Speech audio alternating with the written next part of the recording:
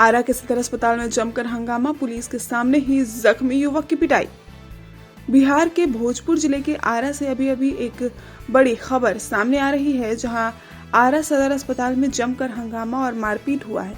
बता दें कि गजराजगंज थाना क्षेत्र के कारीसात में हुए 2 गुटों में विवाद में फौजी जवान की मौत के बाद आरा सदर अस्पताल में जमकर हंगामा हो गया है और पुलिस के सामने दूसरे पक्ष के जख्मी युवक को मृत जवान के परिजनों ने पुलिस के सामने ही पकड़कर जमकर पिटाई कर दी, जिसका वीडियो सामने आया है। आप देख सकते हैं कि इस वीडियो में जवान के मौत के बाद सदर अस्पताल में जवान के परिजनों ने हंगामा और जमकर मारपीट किया है।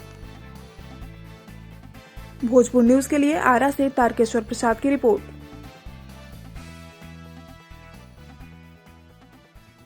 इस खबर को अगर YouTube पर देख रहे हैं तो चैनल को सब्सक्राइब कर घंटी को दबाइए। Facebook पर देख रहे हैं तो पेज को फॉलो, लाइक और वीडियो को शेयर कीजिए। और भोजपुर जिले के तमाम खबरों को सबसे पहले अपने फोन पर पाने के लिए प्ले स्टोर से भोजपुर न्यूज ऐप को इंस्टॉल कीजिए।